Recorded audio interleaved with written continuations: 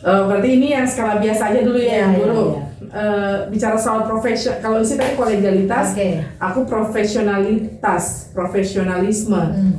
Harus kemudian dalam ini ya, dalam pelayanan harus tetap profesional, menjadi ketua majelis jemaat, sekaligus pelayan firman dan sakramen, yang kemudian menikahkan orang yang dekat dengan aku, meskipun dia nggak mengakuinya gitu ya. Tapi aku tahu sendiri, banyak yang tahu, Gaby tahu juga. Lalu kami punya komitmen, punya janji. Tahu-tahu dia datang lalu kemudian bilang mau menikah, dan menikah di tempat itu, di tempat aku melayani. Aduh, ini pasti kalau teman-teman di daerah tertentu tahu ini, ada banyak orang yang sudah ngerti sih. Tapi itu salah satu hal yang buruk. Tapi ketika sudah berhasil melewati itu, rasanya plong. Oh Tuhan, terima kasih karena yang kulayani adalah Tuhan gitu.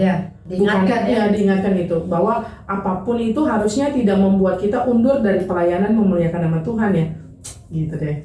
Jadi bahkan ketika sakit hati, cinta yang kemudian gagal di tengah jalan, akhirnya kemudian merefleksi, wah ternyata bukan dia yang baik. Sorry. Tiap orang masih baik dengan ini pasangannya masing-masing ya, tapi ternyata bukan dia kok gitu. Meskipun normal prosesnya. Dan memang ya pada akhirnya ya dengan cara itu Tuhan mengarahkan kepada yang lebih baik. Oh ini kalau dia dengar naik bahunya begini. Nanti aku mention. Tayang ya. Begitu ya. Memang ya kalau bicara hati yang susah ya. Betul susah. Karena itu kemudian orang kayak ngeliatin kita, terus kita ngerasa orang mungkin ngeliatin kita biasa aja, tapi kayak ikut semua orang kasihan sama aku sih, nggak usah kasihannya aku kan gitu. Situasi saat itu tuh nggak enak banget. Dan ketika dia bilang akan menikah, terus aku bilang hari itu nggak akan, maksudnya mau ujian kak, lagi kuliah kak, apapun aku tinggalkan demi melayani. Gitu karena aku nggak mau juga dibilang nggak profesional. Gitu. Itu tugas kita. Beda dengan yang aku bikinkan tata ibadah ya, yang mantan yang selanjutnya ya itulah. Banyak mantannya bu. Ini kalau bicara hati atau profesionalisme ya? Hati lewatnya lah ya. Profesionalismenya aja. Soalnya hati lebih baik sekarang. Terima kasih untuk kamu. Yang sudah mengalukan Tuhan, maksudnya Tuhan ya. Tuhan yang sudah it happen ya. Aduh ya sudah. Pokoknya intinya gitu. Ternyata kita dituntut untuk profesional ya usia untuk segala situasi. Pada kadang-kadang gitu ya. Ini bukan hanya soal cinta. Kadang kita harus melayani di rumah orang yang dia nggak suka sama kita, dia nggak hargai kita. Ya udah kita layani. Sedangkan kita sendiri tadi kalau bicara profesionalisme, kita dituntut. Kita nggak bisa nih pilih-pilih. Saya mau kunjungan ke orang-orang yang cuma senang sama saya aja, yang selalu berbuat baik sama saya, nggak bisa. Lo mau bagaimana tetap ya kita harus datangi semua sama rata. Meskipun kadang-kadang orang pikir kita pilih kasih ya, betul. Kalau bicara soal komitmen melayani boleh diuji lah, boleh diuji. Siapa? Yang kita datengin tetap cinta kita nggak bisa diuji. Betul. Ini karena sama Tuhan ya, karena Tuhan aja. Apalagi GPIB. Bisa kita tinggalkan ini ya, tapi ya demi kesetiaan kita pada Tuhan yang mengutus kita di tempat ini dalam pelayanan ini ya gitu. Nah itu profesionalisme sih, kayak wah kita dituntut untuk yang begitu ya. Untuk segala situasi, bahkan untuk situasi hati kita yang lagi nggak benar, ya itu baik tidak baik waktunya beritakan firman Tuhan kan gitu. Itu yang harus dilakukan. Betul. Pelayani demi engkau Tuhan. Terima kasih untuk kesempatan bertumbuh ya gitu. Jadi sampai sekarang pun kita kalau berhadapan dengan orang-orang yang like and dislike sama kita ya non ya santai aja. Dan itu teman-teman, maksudnya kalau teman-teman sekarang lagi ada dalam berbagai macam tantangan ya, kerjaan misalnya, atau mungkin lagi dalam pendidikan yang kemudian lu nggak seneng sama ini, lalu misalnya sekolah terus putus sama pacar, terus nggak mau sekolah, please deh. Iya betul, jangan. Orang tua udah biayain capek-capek setengah mati cari kerja tuh capek-capek, atau ketika kerja terus pacaran sama rekan kerja, terus gara-gara dia kita pindah kerja, hello hari ini ya nggak apa-apa, buruk waktu itu nggak apa-apa, tapi ya belum tentu buruk terusnya kan. Ya artinya ya berdamai saja dengan situasi. Kan salah satu balas dendam paling baik katanya dengan Ini kalau balas dendam itu. Ya, dengan kemudian menunjukkan versi terbaiknya kita kalau kita baik-baik aja gitu ya. Tanpa harus berpura-pura baik-baik aja sebenarnya. Maksudnya kita baik-baik dengan ya kita tetap bisa mengembangkan diri, tetap bisa melakukan hal-hal yang lebih positif ya ketimbang memikirkan yang buruk. Oke, kita kalau ngobrol gini juga kalau bicara profesi kita tuh lancar tuh. Iya. Bicara hal lain tuh bingung. Aduh, apa ya? Iya, belum mulik nih soalnya. Ya karena sesuatu yang dekat dengan kita dan kita alami sendiri ya, mungkin kayak gitu ya. Betul. Lanjut ya. Aku ya. Yang berikutnya ya aku nggak ngerti sih kalau mau di range mana-mana ya, tapi berikutnya yang menurut aku tuh pengalaman buruk tuh adalah pada saat pandemi COVID-19 ya. Oke lah, semua orang banyak mengalami, apalagi kita ya yang waktu itu merupakan bagian dari suspek ya. Kita waktu itu apa sih kita headline news gitu ya. Karena di sosial berita yang beredar di Kalimantan kita dibilangnya carrier. Ya, betul. Apalagi aku pada saat itu. Dan belum ada alat. Betul. Nggak bisa didetek. Terus orang cuma berandai-andai dengan dia punya gejala-gejala. Dan pada saat itu aku yang paling kelihatan bergejala. Jadi apa ya? Mungkin berdampak buruk dalam hal-hal lain enggak, tapi ternyata itu menghantam kita punya psikis gitu. Ya. Ketika ada yang meninggal terus orang teleponnya aku. Benar. Kamu baik-baik aja, seolah-olah aku lagi mikir nih, ini dia nanya aku baik-baik aja, apakah karena dia berharap aku ini positif supaya aku kemudian bisa jadi orang yang dikambing hitamkan sebagai carrier ya waktu itu ya, atau apa nih ya, atau kok jangan-jangan sampai aku bilang aku aman-aman aja terus seolah-olah aku sedang membuat banyak orang kecewa karena aku baik-baik aja gitu ya. Karena pada saat itu memang pulang dari kegiatan kita di Bogor, kita berkegiatan lagi di Rah dan lain sebagainya. Memang aku tuh dalam keadaannya memang flu berat. Jadi kalau waktu itu bicara gejala, aku tuh cuma gak ada demam saja. Hanya gak ada demam saja. Iya. Jadi semua yang namanya pilek apa segala macam gitu. Itu icium apa segala nggak bisa ya? Apa maksudnya ya karena pengaruh flu ya gitu.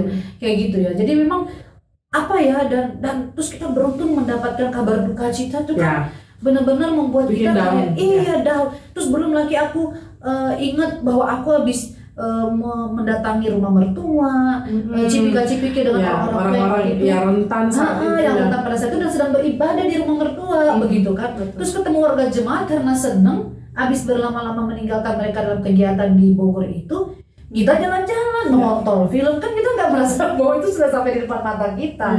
Ya sampai akhirnya ya jemaat juga jadinya aduh ini kita nggak apa-apa, kamu pemerintah nggak apa-apa. Jadi artinya itu jadi pengalaman yang buruk karena itu sangat-sangat menghantam psikis kita sampai aku tuh nggak bisa mengangkat telepon orang gitu ya. Dan karena kalau aku angkat telepon pasti bicara soal berita duka cita, berita duka cita. Terus habis itu selalu ditanya itu aku kamu gimana gitu ya. Yang mungkin nanya kabar saat ini santai ya, saat itu tuh tanya kabar tuh sulit gitu. Apakah ketika aku jawab baik-baik aja terus aku mengecewakan mereka karena ternyata bingung kan dari mana didatangi penyakit kena di mereka yang sudah pada saat itu ya akhirnya harus meninggal dunia gitu. Kayak gitu. Jadi memang itu pengalaman yang buruk ya, karena ya itulah ya kondisinya kita semua nggak ada yang siap dengan situasi pada saat itu. Aku pun juga pada saat itu sama anakku Miguel waktu itu masih TK sama abang, jadi kayaknya tuh sudah setengah mati begitu ya. Di satu sisi juga Bung berusaha menguatkan, tapi setelah aku berusaha untuk menjadi kuat, dia yang depresi di sana begitu ya. Karena jauh dunia gitu. Kacau balau. Iya gitu, sampai dia bilang tiba-tiba aku tuh yang tadinya berpikir, tapi dia bilang terus kalau ada apa-apa kamu kondisi siapa yang nangisin aku gitu loh. Sampai sudah omong kayak gitu, aduh sampai ya artinya itu pengalaman yang apa ya, aku tetap bilang waktu itu pengalaman yang buruk, tidak menyenangkan gitu ya.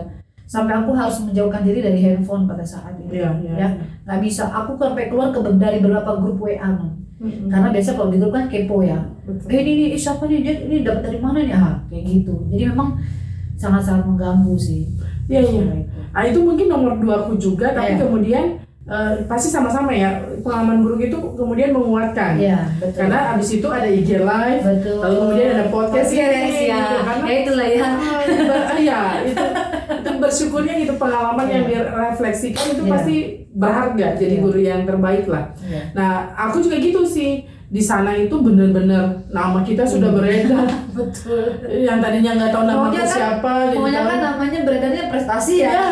Beredar katanya karena nggak dikasih tahu bahwa yang kena siapa, tapi Iya. semua nama-nama yang ikut PST itu disebar di Kutai Kartanegara. Lalu kemudian aku itu kan saat itu kan ada rapid. Oh iya benar. Sampai aku bilang kalau memang aku kenapa-napa, Gaby duluan Iya, atau anak iya. Muhammad Karena dia rentan. atau dia apa Wintri ya yang aku gendong itu, dia kayaknya anak seraniku tuh. Jadi kalau memang itu sudah, tapi kan kita langsung pulang ya. Iya. Kita langsung pulang Iya. tuh kayaknya aman deh. Betul, Kita betul. langsung. Lalu kemudian situasinya nggak enak ketika mereka datang, babinsa, polisi, Iya, aku betul. segala macam Iya. datang kayak. Sementara aku sudah di puskesmas. Aku disuruh pulang, dia kan sudah lapor, ya kita pergi dong. Jadi semua Nah. jangan Jadi gitu. lihat ya, dalam situasi yang buruk kita tetap berusaha menjadi warga masyarakat yang baik ya. Ya ampun, terus udah gitu datang, oh ternyata nggak boleh ya, harus di rumah aja. Nah di rumah aja itu hanya beberapa keluarga yang kemudian ingat kita udah makan atau belum, Betul. apa kasih, kan kita nggak bisa kemana-mana. Iya. Terus orang-orang tuh nggak mau order, di sana nggak ada Gojek sih, Iya, tapi iya. kemudian ada yang memang Gojek rumahan lah, Iya, refill go kalau nggak salah, itu pun nggak mau ngambil gitu karena Betul. takut, ya wajar lah ya kalau kita mikir sekarang tuh wajar. Betul. Yang pertama-tama itu susah banget. Terus belum lagi mereka pakai ini mobil pemadam kebakaran itu tuh semprot disinfektan, aku keluar kamar jatuh terlucur aku sih, ya ampun, penuh air penuh di pastori, semprot semua Ini masuk. tuh aku belum ngeh deh. Oh, iya. Cerita deh. Udah sih, Masa aku sih? jatuh sama Ya Bang Gaby nggak ampun. usah keluar. Ya ampun, parah banget. Termasuk ada yang sudah semprot dia foto lalu kirim ke grup, semoga kita dijauhkan dari COVID-19. Sedihnya aku, seolah-olah kami lah yang pembawa gitu di sana. Gimana sih teman-teman, kita tiba-tiba jadi kayak bakteri di virus gitu ya. Iya. Tapi justru orang gitu ketika mereka kena, ayo kita kerahkan, kita tolong gini karena kita tahu rasanya. Mungkin gitu ya, pengalaman buruk bikin kita tahu rasanya sakit. Benar. Sehingga kita bisa berbela rasa dengan orang yang lagi sakit Betul, gitu. Ya memang karena ya itu ya, kadang-kadang ya kalau istilah rohaninya Tuhan punya maksud gitu ya. Betul. Kadang-kadang kita memang harus mengalami hal-hal itu, nggak selalu ya teman-teman ya. Tapi kadang-kadang kita pada akhirnya bisa belajar kenapa kita harus mengalami itu, supaya ketika ada orang-orang yang mungkin kurang lebih lah ya, mungkin nggak sama persis ya, apalagi pandemi sudah nggak ada. Tapi ketika ada orang-orang yang dalam posisi entah mungkin dijauhkan atau dia mengalami stigmatisasi, kita bisa merasakan gitu ya. Walaupun konteksnya beda, tapi kita bisa merasakan dan kita tahu ini dia butuh apa sekarang. Betul. Gitu. Jadi kebaikan. Dan dari situ kita belajar untuk nggak ngeremehin kondisi mental orang gitu. Iya. Karena orang bisa bilang, gitu doang kok. Iya, ampun kalian nggak Nggak ngerti gitu rasanya. doang. Nggak doang. Dia masih gatal-gatal nih loh. Bener. Apa psikosomatis gejalanya tuh sampai detik ini gitu. Betul. Jadi kayak udahlah teman-teman, ya kecuali yang self diagnose, kemudian memang orangnya pemalas, terus nggak mau ngapa-ngapain, tapi kemudian nggak juga jadi tolak ukur bagi kita untuk menyamaratakan kondisi mental kita dengan orang lain. Ada orang lain yang situasi yang sama, dia tenang-tenang aja. Dia lebih positif ya. Dia berusaha menghadapi dengan positif. Nggak kayak kita. Ada yang kemudian terpuruk, merefleksikan ini kenapa, dunia sudah bagaimana.